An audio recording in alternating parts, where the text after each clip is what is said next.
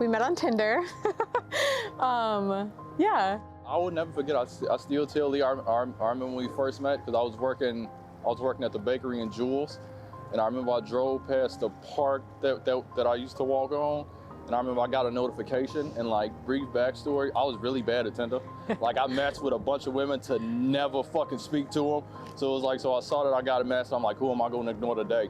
And I saw the girl. I was just like, my initial reaction was like, she looks really fun. And I didn't really know what the hell to say to her, so I just messaged her. And I was like, you know how to have fun. And then the rest is history. We talked for a couple of days, and then I was really bummed because it was my birthday and I like didn't have any plans. My friends were like not doing anything when I got home from work. So he had mentioned before earlier in the day, like, if you're not doing anything for your birthday later, like, let me know, I'll come get you and we'll hang out. And then so I let him know, and we came here and just walked around and talked, and it was really, really cool.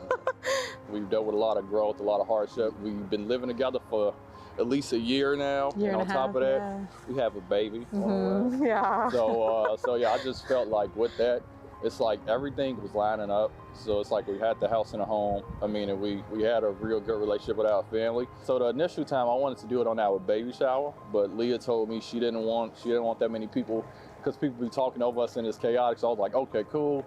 I'm gonna do it the day after here. I was actually going, you don't know this, I was gonna spend a bunch of money and take her family to the Museum of Science and Industry. And then after that, we were gonna go here. I was gonna do it. Then we was gonna have dinner with 10, 20 of our friends. But then I talked to her family and they was like, oh, we don't wanna be here that late. I mean, and then I got to thinking about trying to coordinate stuff for an early meal, but it just wasn't happening. So I was just like, instead of focusing on the right moment, I'm gonna just pick a moment and then just make the most of it. And that just happened to be today. I think you could sum our relationship up in patience and guidance. Like, I feel like Leah was always a pivotal moment.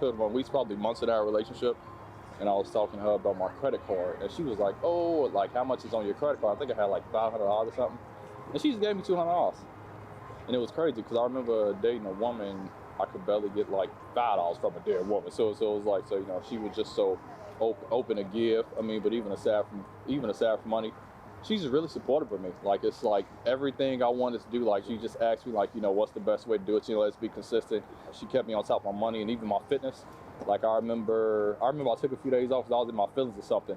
And then she asked me if I've been going to the gym because I was feeling a little soft. And I'm just like, I need that accountability. But even aside from just like what she's done for me, because it's not just me receiving, I just see a lot of Leah. Like, she has the family values I didn't really see. Like, her family is really close-knit. They do a lot together. You know, she valued outdoors. She got a real good diet. So it's just like all the things that I wish I knew how to do, like, she possessed it. I know Darion is the one because for a lot of different reasons, but mostly like I'm very hard on myself, like just as a person. I've always been hard on myself. So I feel like Darion has shown me that love is patient and love is kind. And he has always been very patient and very kind to me.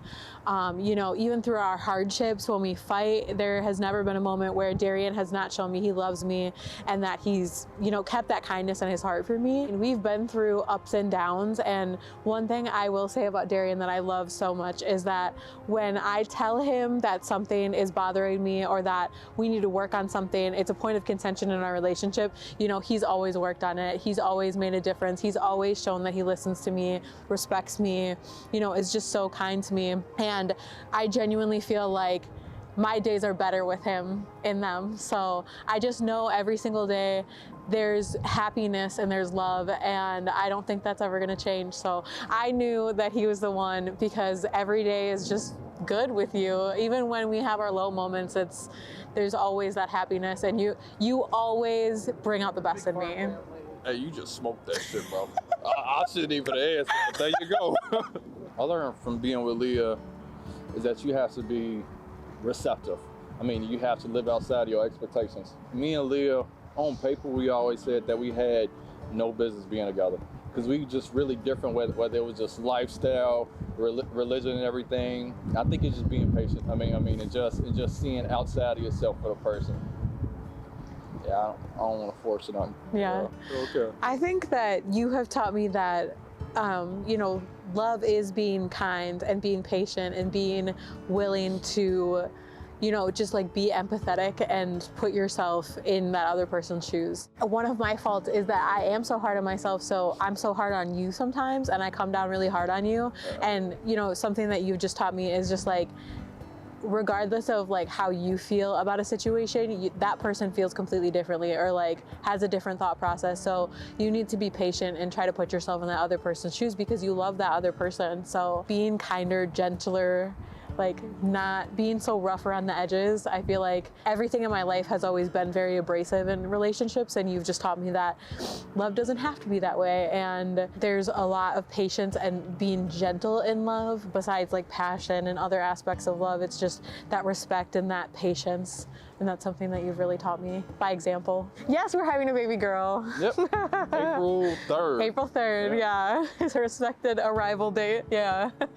Her name is gonna be June. I love the name June because, you know, it's a beautiful month of the year. I love the month June, but then other than that, I'm a really big Handmaid's Tale fan, and the lead character's name is June, and she's a badass, and I want my daughter to be a badass, so I just really like it. And you also like Junebug. Yeah, Junebug for a nickname. I really like that, and I just feel like she has a lot of potential to have like other nicknames. Like my parents have already picked out nicknames for her, so yeah, ending the year as a fiance. I finally did it. There you go. Yeah.